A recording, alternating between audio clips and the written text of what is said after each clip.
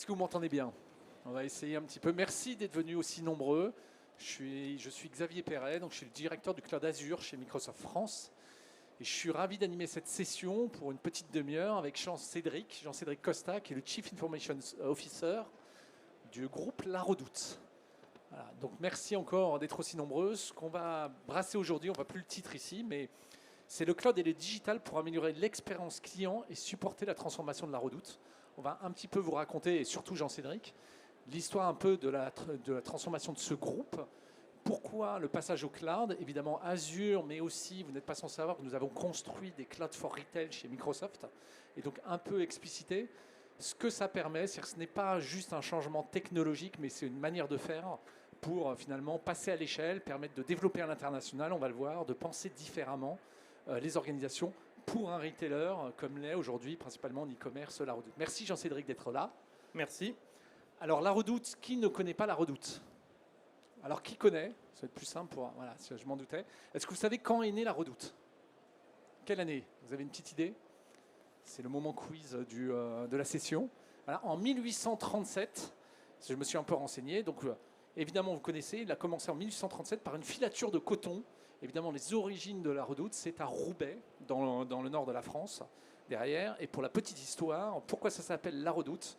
C'est parce que le bâtiment se situait entre la rue de Roubaix et la rue de La Redoute. Voilà, d'où le nom La Redoute, voilà derrière. Alors évidemment, La Redoute, rapidement, Internet représente plus de 90% du chiffre d'affaires. Donc on est principalement sur un groupe qui est e-commerce. Donc on va évidemment beaucoup parler de e-commerce et de relations clients.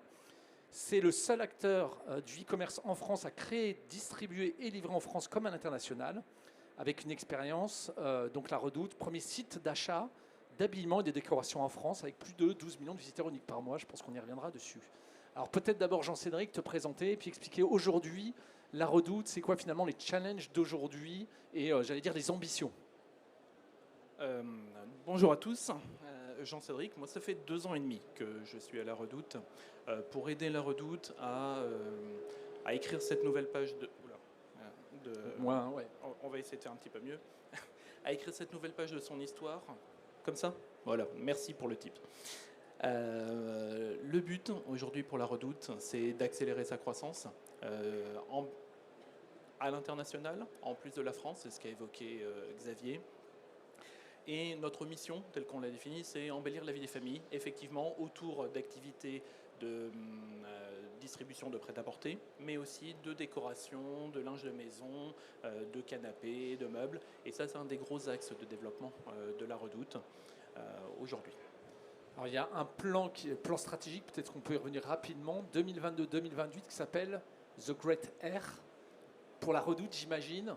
Il correspond à quoi, un petit peu plus précisément? Alors, ce plan, c'est d'une part augmenter la part d'offres on va dire CSR compatible sur nos produits. On a un des premiers piliers. Un autre pilier, c'est accélérer l'internationalisation de La Redoute. Un autre pilier, c'est d'accroître effectivement notre présence avec le déploiement d'une marketplace à l'international. Et je vais dire, c'est à peu près les grands éléments principaux de La Redoute. On va redouble-cliquer évidemment sur tout ce qui est développement durable plus tard. On va peut-être, et l'international aussi, et vous allez voir pourquoi c'est lié derrière au cloud. Peut-être tout d'abord, parce que je pense que c'est des questions qu'on a beaucoup vues sur Tech for Retail aujourd'hui, et puis probablement demain. Aussi, aujourd'hui, dans un contexte qui est l'inflation, l'énergie, aujourd'hui, comment La Redoute est-il impacté? Parce qu'on va voir aussi comment le cloud ou la manière d'être agile va pouvoir nous aider là-dessus. C'est quoi les gros enjeux du moment? Les gros enjeux du moment, c'est continuer à fournir une offre intéressante, accessible, malgré effectivement des coûts de transport importants, des coûts d'achat plus importants, des coûts énergétiques croissants. On ne va pas faire la leçon, là, on les connaît tous. Et de continuer cette transformation. La tendance naturelle pourrait être de se replier sur nous, d'être très conservateur, et c'est tout l'enjeu, c'est de trouver l'équilibre par la multiplication des canaux de vente, la diversification géographique, le recentrage de nos produits sur ceux qui sont les plus percutants. Donc pour résumer, c'est la bonne offre au bon client, au bon prix, Exactement, et ça passe par un gros travail de collecte de données dans le contexte du RGPD, une hyper-personnalisation, la capacité à recommander les bons produits, et finalement être toujours plus créatif en termes de services offerts à nos clients. Les services, ça tourne beaucoup autour de la livraison. C'est ça qu'on a d'abord quand on commande en ligne, de livraison, de retour, parce que des fois aussi on retourne, mais aussi tous les services qui peuvent être de financement. Quand on achète un canapé, on peut être intéressé par des offres de financement modernes, et ça fait partie de nos axes de développement. Alors, ce que je vous propose, on va brasser tout le moment de l'achat et d'expérience client. Juste avant, j'en profite, il n'est pas au courant Jean-Cédric, mais il y a un petit onglet doudoune. Voilà, j'en profite si vous cherchez dans ces moments où il faut baisser la température de l'énergie. Ça montre bien aussi la flexibilité du site web naturellement par rapport aux problématiques des clients de la Redoute, j'imagine. Voilà. Et ce site web qui correspond à notre toute nouvelle identité visuelle qu'on a dévoilée début octobre, où on a essayé aussi d'être plus inspirationnel, plus punchy. Vous connaissez la Redoute, on avait un logo, une identité hyper discrète, et on voulait montrer aussi à travers toute cette identité la présence à la fois sur le monde de la mode, mais aussi de la maison, et l'entrée doudoune est contextuelle. Donc celle-là, on l'a choisie en fonction du moment. Oui, j'imagine que dans 6 mois, elle sera différente. Effectivement. Alors, si on regarde l'expérience client, je l'ai dit, 90% du chiffre d'affaires vient du e-commerce à la Redoute. Donc, c'est quand même un sujet majoritairement, voire quasi exclusivement digital. Il y a quelques boutiques la Redoute à certains endroits en France. Donc, on va s'intéresser beaucoup dans cette session à vraiment l'expérience digitale de bout en bout et comment finalement faire différemment va permettre d'arriver à la bonne offre au bon prix et le bon service après-vente. Alors, peut-être double-cliquons d'abord sur la problématique de l'avant-vente. Finalement, à la Redoute, comment vous gérez cette problématique, sachant que vous êtes sur des produits qui sont, on l'a dit, habillement, décoration, qui ne sont pas de l'alimentaire. Donc on est sur des produits relativement lourds en termes de processus d'achat potentiellement. Alors, déjà petite précision, quand on dit effectivement aujourd'hui on a 90% digital, la transformation qu'on avait initiée en 2014, c'est de devenir full digital. Et en fait, une fois qu'on a réussi cette transformation, abandonné le gros bouquin La Redoute que tout le monde connaît, et une fois qu'on s'est adossé aux galeries Lafayette, on s'est dit, avec le développement notamment de l'offre maison, que la présence en magasin, que ce soit avec nos marques La Redoute intérieure ou AMPM, c'était important pour l'aspect inspirationnel. Et puis c'est des produits qu'on a envie de voir, de toucher, sur lesquels on a envie d'être conseillé, on a besoin de voir des ambiances. Et donc c'est ça qui nous a amené aujourd'hui à réavoir, si je puis dire, une présence physique, à la fois avec des magasins en propre, mais aussi avec des corners au sein des magasins de notre actionnaire, les galeries Lafayette. Qui vont être des corners de valorisation finalement de l'offre digitale plus abondante, effectivement. Totalement, et qui permettent d'avoir effectivement une offre, une meilleure transition sur notamment les produits de la maison entre un monde full digital. On a beau faire les meilleurs shoots photos et les meilleurs commentaires, et on peut voir, toucher, personnaliser le produit. Et donc le client entre par le digital. Le client entre effectivement pour l'essentiel par le digital. Tous nos enjeux sur à la fois notre application mobile et nos sites web, c'est de lui, on va dire, d'être de plus en plus inspirationnel, de lui montrer des contextes, des atmosphères, l'offre une mise en situation. C'est ce que cherche aujourd'hui de plus en plus le client. On a un focus de plus en plus poussé forcément sur la partie application mobile. Parce que, bon, à la fois dans notre intérêt, ça génère plus d'engagement, mais j'allais dire aussi, c'est quelque chose qu'on a avec soi, on a l'habitude, on l'a toujours avec soi, combien de temps est-ce qu'on passe sur Instagram ou sur des sites équivalents? On ne va pas vous demander de passer autant de temps sur l'application de la Redoute que sur Instagram, mais on veut retrouver les mêmes codes, les mêmes explications, et c'est le meilleur vecteur pour nous de contact avec le client et de personnaliser les types de produits parmi à la fois nos marques propres, les marques externes que nous achetons et que nous revendons, ou au sein de la marketplace qui aujourd'hui n'est disponible qu'en France, de leur mettre à disposition le bon éventail de produits. Alors comment on gère du coup la personnalisation ou l'hyper-personnalisation, puisque c'est toujours, j'allais dire, un élément cœur de l'expérience client. Je suis sur mon mobile, il est à moi, et j'entre dans l'univers La Redoute, comment je retrouve finalement, comment on va me recommander éventuellement des produits qui me correspondent. Alors on va recommander effectivement par rapport à toute la donnée qu'on peut collecter au sein du parcours sur notre site, par les points d'entrée, comment on atterrit sur nos sites et nos applications, l'historique d'achat. On va utiliser des partenaires, des algorithmes d'intelligence artificielle pour essayer de trouver des produits équivalents visuellement à ceux qu'on peut avoir regardés. Et effectivement, comme partout, plus on navigue, plus on est dans l'univers de la Redoute, plus on en sait sur vous. Et après, bien évidemment, les termes de recherche, le parcours, les historiques d'achat. Utiliser des produits visuellement qui ressemblent. C'est-à-dire que j'ai cherché un canapé XY et finalement, je peux être intéressé par un canapé qui ressemble mais d'une marque différente ou créé par la Redoute. Totalement. C'est exactement ce qu'on va essayer de faire à partir d'une donnée produit toujours plus riche. On essaie, un des gros enjeux, c'est on va dire à la fois de récupérer de la donnée sur nos clients, nos visiteurs, mais aussi d'avoir une donnée extrêmement riche sur l'ensemble des articles et des produits vendus sur le site de la Redoute, à la fois pour les trouver de manière efficace pour le client, mais parce que aussi c'est forcément la richesse de l'information qui permet d'être pertinent, à la fois par des données qui sont fournies directement par par les marques, par ceux qui sont générés par nos propres équipes, mais aussi des données qu'on peut enrichir à travers l'analyse des descriptifs produits et des photos. Et des données externes éventuellement d'enrichissement, parce que le business de la Redoute dépend de la météo. Totalement. Ouais. Et voilà. On rend moins de doudoune quand le temps est clément, même si c'est bon pour la facture énergétique. C'est ça, exactement. Alors, il y a l'avant-achat qui est l'omnicanalité partiellement, mais surtout l'expérience client de bout en bout, le temps, l'application, il faut qu'évidemment elle soit rapide. Donc c'est là, on voit l'impact aussi du cloud derrière et la personnalisation. Et puis il y a tout ce qui se passe juste avant l'achat, c'est-à-dire la faculté de pouvoir avoir un délai de livraison, puis on va voir le post-achat. Est-ce que ça aussi, c'est des choses que vous avez travaillées au sein de la Redoute? Et comment? Alors, effectivement, c'est des choses qu'on a énormément travaillées.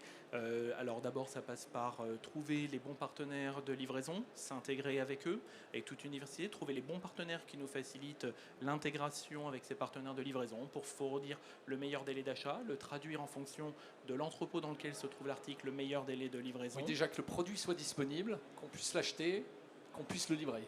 Exactement. Donc on a effectivement des référentiels communs effectivement, de stock. On a travaillé énormément le catalogue d'offres de services. Et ces derniers temps, pour être plus efficace, vraiment l'intégration avec les transporteurs. Et on a aussi développé, au-delà de la technologie, on a développé aussi pour pouvoir fournir une livraison dans les meilleurs délais. On a énormément travaillé aussi nos entrepôts physiques avec récemment l'ouverture d'un gros entrepôt dédié à la livraison de l'encombrant dans 24 heures en France. Et ça veut dire que toutes ces infrastructures, ces données sont connectées pour avoir ces infos en temps réel et pouvoir prédire les délais de livraison par exemple. Il faut complètement effectivement intégrer le système de supply, le système de marketplace, la gestion des données produits, articles, la disponibilité, les offres, avec la plateforme digitale, avec l'ensemble des partenaires digitaux qui nous permettent de gérer, d'amener le trafic, mais aussi avec les systèmes financiers de paiement, notre plateforme client et notre plateforme d'exécution qui est énormément centrée autour des systèmes logistiques. On a un entrepôt complètement automatisé pour livrer le petit article. On a besoin d'une interaction extrêmement fine pour qu'entre le moment où la commande est passée et sa réalisation, il se passe moins de 2 heures et qu'ensuite elle soit expédiée au plus tard sous 24 heures en France. Moins de 2 heures expédiée sous 24 heures en France. Je reçois mon produit, on va dire, et si je ne suis pas content, qu'est-ce qui se passe? Comment on gère ça, puisque c'est un élément de satisfaction client et c'est important. Alors, comment on le fait? Alors, comment on le gère aujourd'hui, effectivement, via la relation client, la Redoute, qui est quelque chose qu'on est encore en train de transformer. Ça fait partie des points encore d'amélioration de notre service client. On s'ouvre beaucoup plus sur des canaux de contact qui ne sont pas que téléphone, mais qui sont de plus en plus omnicanal. Et on arrive aujourd'hui à avoir une déclaration d'intention de retour et un remboursement extrêmement rapide entre le contact client voilà, remboursement, ce qui importe d'abord le plus au client, et nous de récupérer ensuite le produit. Voilà, et la récupération du produit, c'est un enjeu en tant que tel aussi, comme toujours. Totalement. Bon, à la fois pour des enjeux de responsabilité. On va y venir, exactement, évidemment. Ouais. Mais aussi financier, j'imagine, pour maîtriser l'ensemble de la supply chain. Et surtout qu'avec une activité dans toute l'Europe, on a des vrais enjeux de gestion des flux logistiques pour être efficace, soit pour reconditionner, revendre, soit revendre, on va dire, comme neuf, ou sinon, en fonction de l'état du produit, le vendre en second choix. Alors peut-être pour double-cliquer, on va passer sur l'international aussi, puisque dans notre conversation, un des enjeux de la Redoute dans son plan 2022-2028, c'est ça? J'ai oublié. Non, ça fait loin. 26. C'est aussi de se développer à l'international. Un des éléments finalement du passage au cloud au sens général, c'est la possibilité de passer à l'échelle facilement, c'est-à-dire de réutiliser des choses développées pour pouvoir le fournir dans d'autres pays avec le même niveau de qualité de service, avec, s'il y a un Black Friday, de pouvoir gérer les charges. Voilà. Est-ce que c'est ça qui aussi a généré finalement un passage au cloud assez massif? Totalement. On a, comme toute entreprise qui a de l'ancienneté, on a pas mal de legacy. On a des systèmes aujourd'hui back-office très différents entre la France et l'international. Et même ceux de l'international, s'ils ont une base commune, sont assez divers. On a un enjeu maintenant qui est effectivement de refonte, de plateforme. Enfin, après, c'est vraiment des grands classiques de plateformisation, de modularisation du système. Et ça tombe au bon moment, en fait. On a surutilisé nos systèmes existants. Ça nous a permis de sortir la tête de l'eau, de redevenir une entreprise en croissance et efficace. Maintenant qu'on a fait ces efforts-là, il faut qu'on devienne beaucoup plus moderne. La partie, on a déjà fait, les parties front sont extrêmement modernes. Le back, ça fait un peu plus peur à voir. C'est souvent plus long. Redis peut-être dans quel pays vous opérez au sein de la Redoute pour expliciter. Alors on opère au Portugal, en Espagne, en Italie, en Allemagne. On va bientôt ouvrir un site dédié. En Suisse, au Royaume-Uni, en Belgique, Belgique, Pays-Bas, France bien évidemment, Royaume-Uni. Je pense que j'en ai pas oublié. Et du coup, standardisation, uniformisation, quel challenge ça a généré du coup sur le plan et sur un peu au niveau des équipes aussi, hein. On en parlait ensemble, tu as plus des équipes qui sont dispersées, qui sont au Portugal aussi. Donc est-ce que c'était un challenge ou justement un avantage pour opérer cette transformation? Alors, les équipes sont dispersées, les équipes IT, on en a un gros tiers au Portugal, ce qui est aussi un avantage en termes de connexion, on va dire, à ces différentes entités internationales. Je vais dire que le plus gros enjeu, plus que de technologique, il est humain, d'organisation. On reste encore aujourd'hui, on évolue, une boîte française avec des filiales à l'international. On n'a pas complètement harmonisé nos processus, nos offres, nos manières de communiquer avec nos clients. C'est normal qu'on ait des spécificités locales, mais il faut qu'on harmonise ça. Je pense que ça va être un des plus gros challenges qu'on a. Et c'est pour ça qu'ensuite, d'un point de vue technologique, on veut avoir le meilleur, le plus modulaire, accessible facilement, parce que je pense qu'on va passer d'abord beaucoup de temps sur l'organisation et ça va nous en laisser moins sur la partie techno. Donc il faut le bon socle et les bonnes fondations finalement pour ce qu'il est. Les sujets de sécurité, peut-être un petit peu. Est-ce que c'est des sujets qui sont top of mind pour toi dans ce qu'on... J'ai la réponse en même temps. Mais ou qu'est-ce que tu as rencontré comme problématique là-dessus? Parce que quand on hérite d'un système d'information dispersé, c'est souvent des potentiels de brèche aussi. Alors, le potentiel, il y est comme dans beaucoup de structures. Je veux dire que ça fait partie des bonnes surprises. En arrivant à la Redoute d'un point de vue sécurité opérationnelle, maintenant on a un bon niveau d'outillage et de processus interne. J'allais dire que maintenant il faut qu'on soit beaucoup plus dans l'anticipation, qu'on prépare les menaces de demain. Je pense qu'on est bien paré. On va quand même croiser les doigts pour les menaces du jour, mais on n'est pas si mal que ça. Mais c'est surtout d'anticiper les menaces de demain et avoir une approche beaucoup plus simple en termes de paysage technologique, que ce soit sur la sécurité ou sur le rien. On a un paysage beaucoup trop fragmenté et ce qu'on veut faire avec notre transformation technologique, c'est de beaucoup plus simplifier le paysage. C'est quand même une des premières règles pour améliorer la sécurité, mais aussi la productivité. Oui, c'est ça, l'efficacité opérationnelle. Alors peut-être deux petits sujets qui m'intéressent avant, s'il y a quelques questions, je ne sais pas si on pourra les entendre, mais la première, on a un petit peu parlé, mais on va double-cliquer sur tout ce qui est développement durable, RSE, sustainability. La Redoute produit aussi ses propres meubles, voilà. Finalement, le passage à l'échelle, c'est via le cloud, c'est aussi des fondations pour mieux piloter son entreprise, la façon de faire, améliorer l'expérience client, on en parlait. Mais l'expérience client ou la demande client, c'est aussi de pouvoir voir l'impact carbone de l'ensemble de la chaîne, qu'on appelle souvent scope 1, scope 2, scope 3. Hein. C'est-à-dire depuis la construction, le design, jusqu'à sa livraison derrière. Est-ce que ça déclenche du coup le fait d'être passé au cloud, finalement des possibilités pour mieux répondre à ces attentes-là? Alors, effectivement, on voit que dans la transformation technologique et business qu'on opère, la dimension CSR va être de plus en plus importante. Ça va nécessiter en fait, des nouveaux métiers, des nouveaux outils, une collecte d'informations extrêmement riche, parce que même si aujourd'hui on a déjà 100% de coton plus responsable dans nos produits, qu'on a pris toute une série d'engagements, en fait, même si on le fait, en termes de fournir l'information, la collecter auprès des partenaires, calculer réellement les empreintes carbone, éventuellement, précisément, pour bien, voilà, pas par abac, etc. On a besoin de beaucoup plus d'interconnexion. Et en fait, ce qu'on cherche avec ce nouveau socle technologique, c'est beaucoup plus d'agilité pour s'intégrer, collecter, processer la data à des fins de reporting financier ou réglementaire, mais surtout la communiquer au client, lui faciliter le choix du produit qui correspond à ses attentes et d'être le mieux informé, d'être transparent dans nos engagements RSE. Ce qui va nécessiter effectivement la mise en place de ce que j'appelle moi des plateformes de données environnementales, finalement. C'est de piloter la donnée au service de la RSE comme on le fait au niveau du marketing ou de l'expérience client. Totalement. Et là où on voit la prégnance d'un système financier dans une entreprise, on se rend compte aussi que toute la partie carbone, la partie environnementale va être un des gros axes du développement du système d'information. Et tout l'enjeu, c'est que ce ne soit pas que du reporting ou du réglementaire, mais que l'exploitation de la donnée soit en interne, en externe, pour le client, pour les partenaires, et accompagner aussi nos propres partenaires qui eux-mêmes doivent répondre à ces contraintes et à ces enjeux.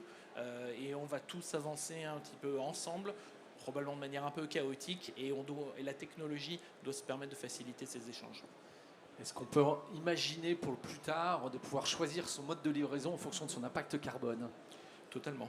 Je pense que ça fera partie des critères de décision probablement. Totalement. Et ça fait partie des choses qu'on doit pouvoir offrir à nos clients, et qu'il y ait le choix le plus informé du produit, de la page produit au mode de livraison en panier.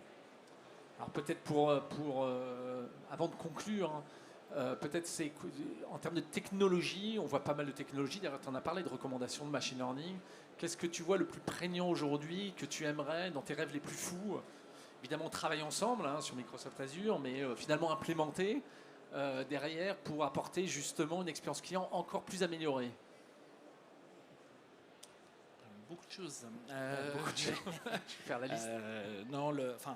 J'allais dire, aujourd'hui, ce n'est pas la technologie en tant que telle. On a les capacités. Le plus gros enjeu qu'on a aujourd'hui, c'est aussi une banalité, c'est les gens, les modes de fonctionnement. Qu'est-ce que j'aimerais aujourd'hui pour accélérer la transformation? C'est trouver les bonnes compétences, en fait. Et les garder, les trouver et les garder. Ouais. Je pense que c'est principalement ça mon enjeu, plus même que la partie technologique. Mais le fait de communiquer d'être clair sur nos choix, prendre des technologies modernes, communiquer sur ses partenariats, ça fait aussi partie des critères d'attractivité. Exactement. Alors dans les challenges, pour conclure, du coup, on a retenu quand même beaucoup de choses sur la sustainability, sur le passage à l'échelle, sur finalement les données, le pilotage par les données de manière générale. Peut-être un petit mot pour conclure, c'est quoi qu'est-ce que tu es dans tes rêves les plus fous aujourd'hui? Qu'est-ce que tu aimerais voir? Qu'est-ce que tu aimerais J'aimerais voir pour la Redoute la même expérience client sur l'ensemble de nos pays, le plus vite possible, la même richesse, uniformisation d'expérience et de services. On n'a pas du tout la même offre internationale, et je pense qu'on a pas mal de choses aussi à apporter, y compris à nos clients français, qu'on arrivera à sourcer à l'international, des modes de fonctionnement. Je pense qu'aujourd'hui on est encore très France puis international, qu'on a énormément de choses à gagner de notre pensée globale dès le début en fait, sur l'ensemble de l'architecture derrière. Alors j'espère qu'on est à la fin. Merci beaucoup de votre attention. Qui va commander chez La Redoute dans la semaine à venir? Ah, il y en a qui, évidemment. J'ai pas été très bon. Okay. Ouais, dans le mois à venir, on va élargir peut-être. Je rappelle qu'il y a des doudous. Voilà, non mais c'est quand même. Donc on n'est pas sur un achat impulsif non plus. Il y a encore des super discounts jusqu'à ce soir. Voilà, il y a Black Friday, c'est pour ça que voilà, exactement. Merci. Faut que la plateforme tienne, c'est tout. Mais allez-y, testez-les. Voilà, merci beaucoup Jean-Cédric de ce témoignage, cette intervention, et puis à très bientôt. N'hésitez pas. Merci.